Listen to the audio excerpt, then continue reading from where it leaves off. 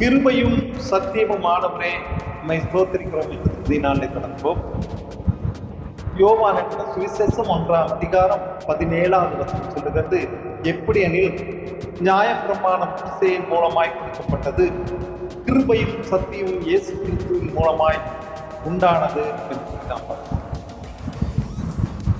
இயேசு கிறிஸ்துவின் மேல் மூலமாகத்தான் சத்தியமும் கிருபையும் உண்டாயிருக்கிறது என்பதை நாம் அறிந்து கொள்ள வேண்டும். இயேசு கிறிஸ்து கிருபையினாலும் சத்தியத்தினாலும் நிறைந்தவராயிருக்கிறார் என்று யோவான் இயேசு கிறிஸ்துவை பற்றி கூறுகிறார்.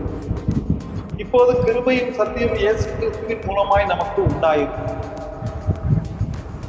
இயேசு கிறிஸ்துவையும் அவருடைய கிருபையும் ஒருபோதும் பிரிக்க முடியாது. இயேசு கிறிஸ்து ஒருபோதும் தம்முடைய கிருபையை விட்டு விலக போவதும் இல்லை. இயேசு கிறிஸ்துவின் இரக்கத்தை கிருபையையும் குறித்து யோவான் 2 காரியங்களை சொல்லுகிறார். ஒன்று, மோசே நியாயப்பிரமாணத்தை விட்டு விலகாமல் இருக்க வேண்டும் என்பதையும், தேவனின் கிருபை மேன்மையானது என்றும் தெய்வீக சத்தியத்தோடு கிறிஸ்துவின் கிருபையை தொடர்புடையது என்று சொல்லி அங்கே சொல்லுகிறார்.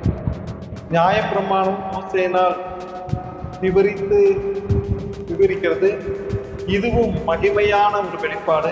இயேசு கிறிஸ்துவின் சுவிசேஷம் நியாயப்பிரமாணத்தை விட மிகவும் தெளிவானது, அது வெளிப்படையாயிருக்கிறது. ஆகவே கிருபையும் சத்தியத்தையும் பிரிக்க முடியாது. அது கிறிஸ்துவின் மூலமாய் பெற்றுக்கொள்வோம். ஆமென்.